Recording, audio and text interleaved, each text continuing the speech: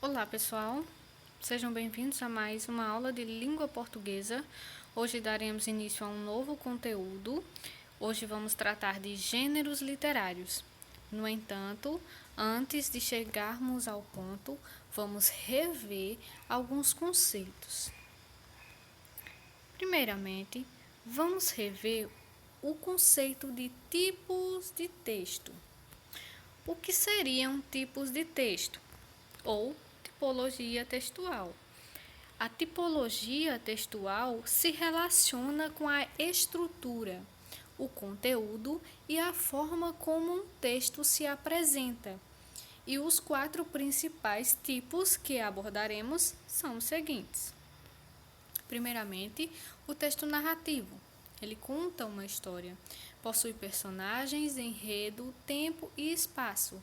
E lembram que ele possui uma introdução, depois ele vai para o desenvolvimento, clímax e, por fim, o desfecho. São exemplos de texto narrativo: o romance, a novela, o conto, a fábula, entre outros. Temos ainda os textos descritivos, que são aqueles que se ocupam a caracterizar pessoas, objetos, paisagens. Né? Antes de falar sobre o texto dissertativo, devo lembrar que o descritivo ele também tem uma introdução, um desenvolvimento e uma conclusão. Na introdução, ele apresenta o objeto ou a pessoa que vai descrever, apresenta já caracterizando, só que caracterizando de uma maneira mais ampla. No desenvolvimento, ele vai dar detalhes daquele que está sendo caracterizado e, por fim, vai concluir também dando uma característica genérica àquilo que está sendo descrito. Texto dissertativo é todo texto que tem como principal característica a argumentação, a defesa de ideias, de opiniões. São exemplos desse tipo de texto a carta argumentativa e a redação escolar. Ainda há o texto injuntivo, que é aquele texto que dá comandos. Por exemplo, os manuais, aqueles que indicam como montar um eletrodoméstico, né, ou um móvel. Ele é um texto injuntivo, né, que ele vai explicando o que devemos fazer, assim como as receitas. Uma característica interessante desses textos é que eles possuem verbos no imperativo, que são aqueles verbos que dão comandos, né? Numa receita, por exemplo, acrescente 2 colheres de açúcar, coloque 2 copos de água. Notem os verbos no imperativo. Então, notem que cada tipo de texto, né, ele tem a sua própria estrutura, né, e serve para uma determinada finalidade: narrar, descrever, argumentar ou dar comandos, não é? E cada tipo de texto desse possui uma variedade enorme de gêneros. O que seriam gêneros textuais? Cada um dos exemplos que eu dei aí, para cada tipo de texto, é um gênero textual. Cada gênero é um formato de texto diferente, que cumpre finalidades diferentes e são elaborados para um público diferente. Então, note, cada um deles aí é um gênero. Tá? O romance, a novela, o conto, a fábula, a receita, o manual, tudo isso daí é gênero textual. Mas devemos lembrar ainda que os textos, eles fazem parte de 2 universos diferentes, né? Temos os gêneros, eu coloquei aqui como gêneros objetivos, mas eles são, na verdade, chamados de gêneros não literários, que são aqueles textos com um caráter mais objetivo. São os textos que encontramos presentes no nosso dia a dia com uma função prática. O que seria um texto com uma função prática? Uma função real, objetiva, clara, dentro do nosso dia a dia. Aí estão os exemplos. As receitas, por exemplo, elas têm o objetivo de nos dar instruções de como fazer um determinado alimento. Os artigos de revista, artigos de opinião, eles nos dão informações e opiniões sobre assuntos diversos.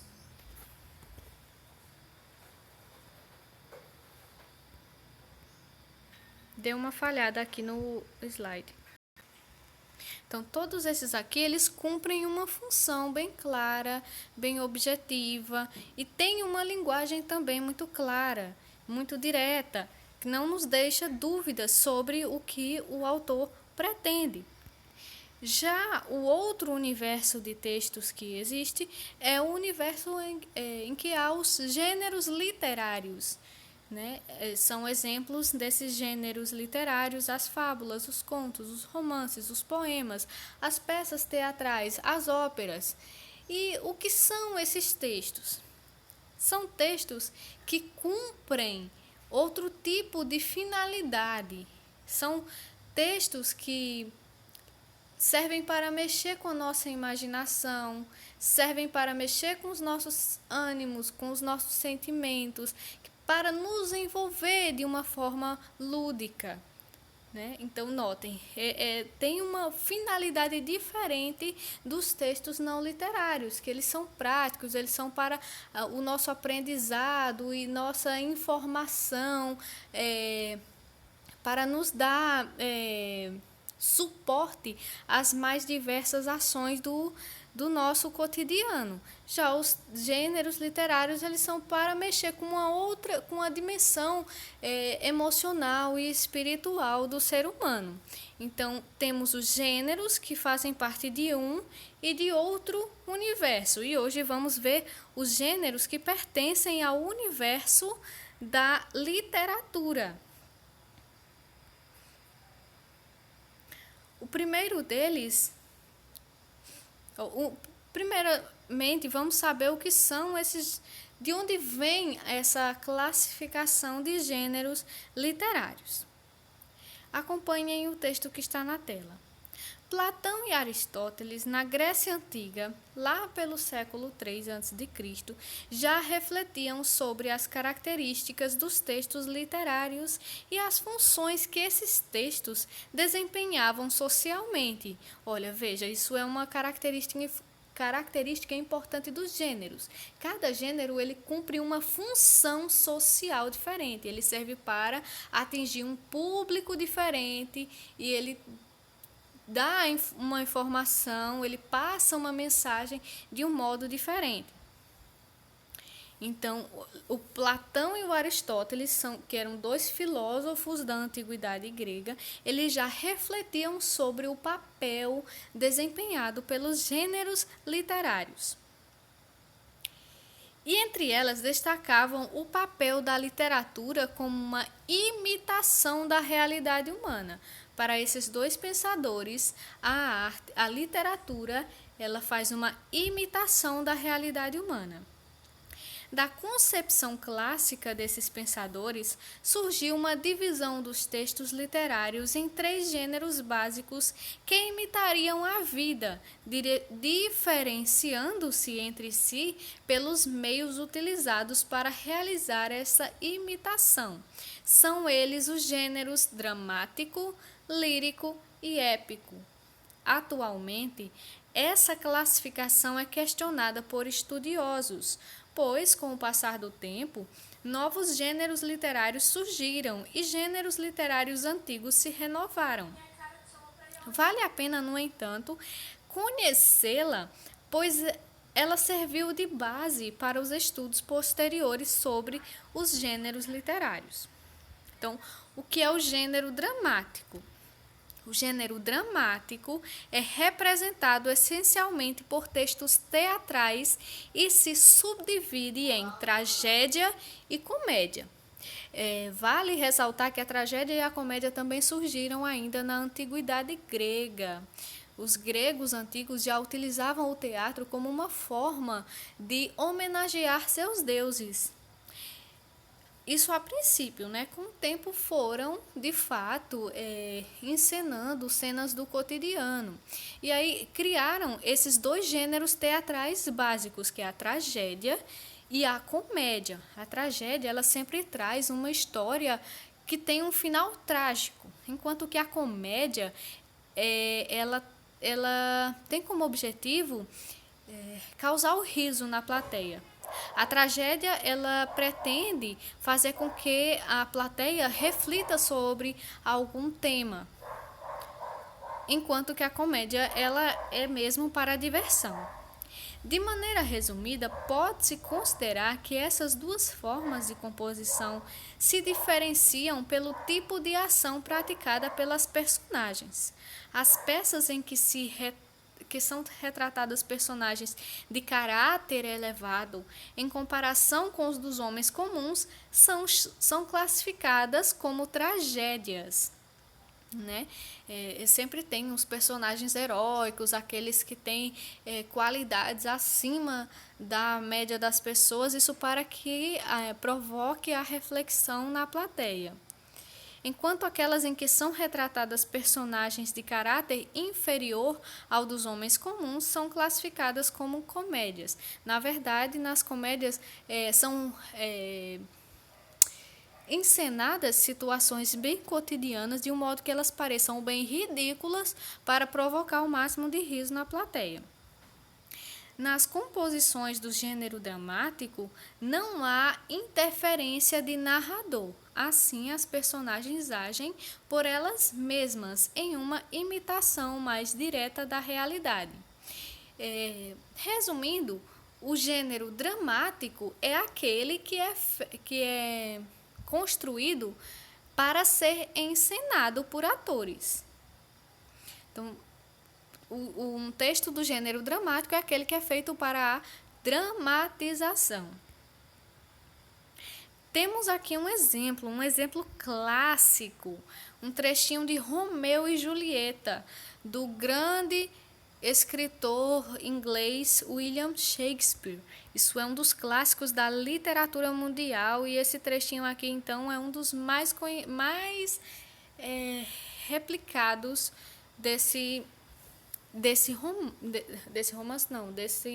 dessa peça teatral, Romeu e Julieta. Veja que temos uma conversa entre os dois personagens principais. Eu vou tentar fazer aqui a fala de ambos os personagens, tá? Primeiramente, Julieta fala, né? Ai de mim, Romeu. Falou. Fala de novo, anjo brilhante. Por que és tão glorioso para esta noite, sobre a minha fronte como o emissário alado das alturas, ser poderia para os olhos brancos revirados dos mortais atônitos, que para vê-los se reviram, quando montado passa nas ociosas nuvens e veleja no seio do ar sereno. Julieta. Romeu, Romeu. Por que és tu, Romeu? Renega o pai. Despoja-te do nome. Ou então, se não quiseres, jura ao menos que amor me tens, porque uma Capuleto deixarei de ser logo. Romeu, à parte, falando com ele mesmo, continuo ouvindo-a? Mais um pouco ou lhe respondo? Julieta. Meu inimigo é apenas o teu nome. Continuaria sendo o que és, se acaso Montecchio tu não fosses. Que é Montecchio? Não será mão, nem pé, nem braço ou rosto, nem parte alguma que pertença ao corpo. Ser outro nome. Que há num simples nome? O que chamamos rosa sob uma outra designação teria igual perfume.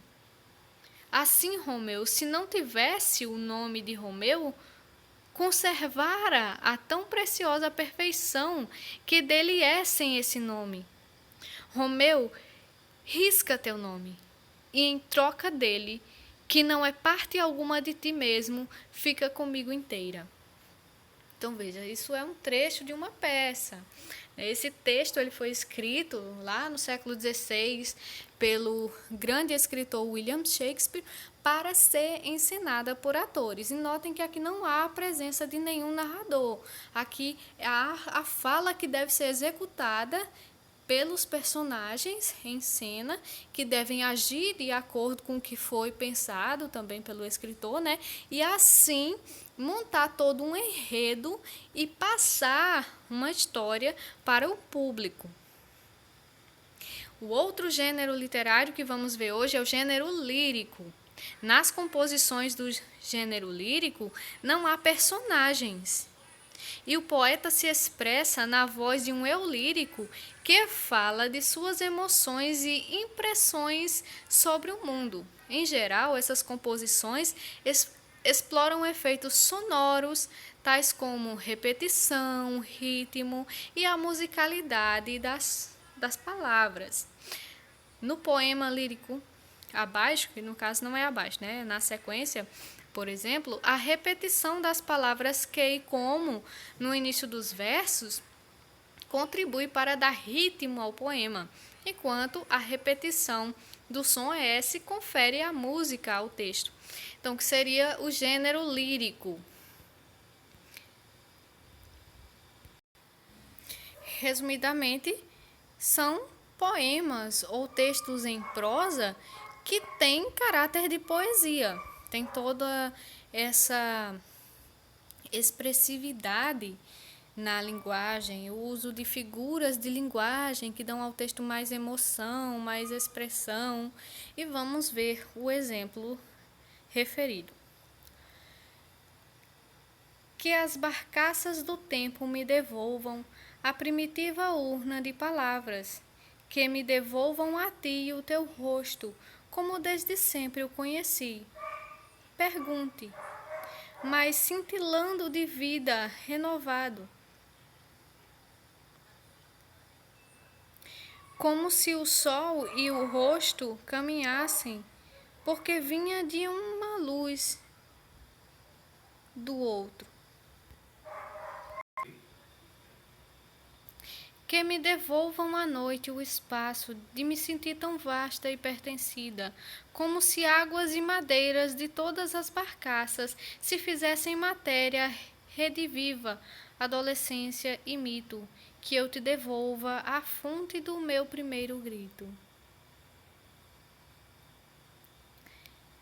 Gente, desculpa a leitura, que teve uma falha aí, eu troquei a palavra pungente por outra palavra. Mas o que deve ser analisado aqui é um poema e existe aqui um eu lírico expressando todo um sentimento, né? Existe um ritmo nesses versos, né? O verso ele não é escrito de maneira corrida, não é por acaso, é para dar um ritmo à leitura do texto, que dessa vez eu não consegui dar, não ficou bem declamado. Mas há aqui um ritmo proposital para que isso tenha um certo efeito sobre a gente. A rima ajuda, as figuras de linguagem, a presença de assonâncias, aliterações, que são as figuras de som, elas também ajudam a dar um ritmo ao poema que vai nos tocando de uma certa maneira, vai dando mais expressão aos sentimentos que o eu lírico tenta demonstrar. Aqui temos, por exemplo, a repetição desse que as barcas do tempo me devolvam, que me devolvam a ti o teu rosto, que me devolvam à noite o espaço, que eu te devolva a fonte do meu primeiro grito.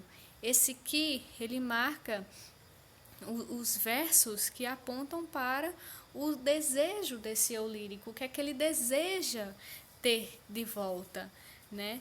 E aqui temos a anáfora como figura de linguagem, que é essa repetição de uma mesma palavra dentro do texto, né? E ela aponta sempre para o que é que o eu lírico pede aí que seja devolvido para si, né?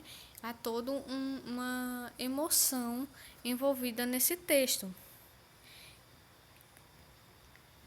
Por fim, vamos ver o gênero épico. O que é o gênero épico? Ele é representado por textos essencialmente narrativos. Entre os textos épicos destacam-se as epopeias, nas quais há um narrador que conta grandes feitos heróicos em terceira pessoa. É da Grécia Antiga que vem também o primeiro as primeiras grandes epopeias, né? A Ilíada e também a Odisseia, que contam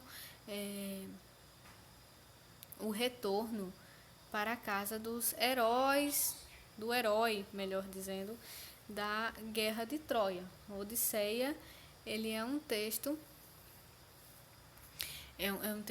cheio de fantasia, né, que gira em torno de do personagem Odisseu, né, e sua difícil volta para a sua cidade natal, que é provocada pela ira dos deuses. Os deuses que não estavam muito conformados com as ações dele na Guerra de Troia, com o resultado da Guerra de Troia, dificultaram a volta dele para casa. Pelo fato de apresentarem narrador, os textos épicos geralmente são mais extensos do que os dos gêneros lírico e dramático. Contam geralmente histórias que se passam em longos períodos de tempo e envolvem longas viagens, aventuras e guerras, nas quais sobressaem proezas vividas por um bravo herói, um povo ou uma nação. O texto épico a seguir faz parte do canto terceiro de Os Lusíadas, de Luís de Camões, maior escritor de língua portuguesa, maior poeta de língua portuguesa. Obra que narra a heróica viagem de Vasco da Gama às Índias, bem como outros feitos heróicos da história do povo português. Vamos ver. Destarte o mouro, atônito e torvado, toma sem tento as armas depressa, não foge, mas espera confiado, e o ginete belígero arremessa, o português o encontra denodado, pelos peitos as lanças lhe atravessa, uns caem meios mortos e outros vão, a ajuda convocando do Alcorão. Cabeças pelo campo vão saltando, braços, pernas sem dono e sem sentido, e doutros as entranhas palpitando, pálida a cor o cesto amortecido. Já perde o campo o exército nefando, correm rios de sangue desparzido, com que também do campo a cor se perde, tornando o carmesi o branco e verde. Outro detalhe interessante, gente, sobre os textos épicos, eles são escritos em verso, como é o caso de Os Lusíadas, que conta diversos fatos da história portuguesa. E nesses versos aqui, o que é que vocês perceberam? Está falando sobre um combate, né? Esse combate se deu entre portugueses e mouros, né? Os árabes, que durante um tempo dominaram o território português, né? E aqui conta-se uma batalha em defesa do território, uma batalha entre portugueses e árabes, né? Vejam aqui no último verso da primeira estrofe que aparece aí, a ajuda convocando do Alcorão. O Alcorão é o livro sagrado dos muçulmanos, os árabes, né, o povo árabe, o povo da Arábia, eles são muçulmanos e tem como nós temos a Bíblia como nosso livro sagrado, nós que somos cristãos, eles têm o Alcorão. Então, gente, resumindo, quais são os gêneros literários. São 3: gênero dramático, gênero lírico e gênero épico, né? O dramático é o gênero literário feito para a dramatização, para o teatro. O lírico, resumidamente, é a poesia, são os poemas e os textos com caráter de poema, né? O texto que tem a poesia, que é a linguagem do poema. E os épicos, que são longos textos que contam a história de um determinado povo ou nação, né, em forma de verso. Aqui eu tenho para vocês um pequeno exercício. Eu vou colocar no grupo esses textos para vocês. Vocês vão ter que classificar os textos a seguir conforme os gêneros literários, tá? Eu não vou ler eles agora, eu vou colocar eles no grupo para que vocês analisem e identifiquem a que gênero literário eles pertencem, tá certo? Então, até já, pessoal. Falo com vocês através do grupo. Tchau.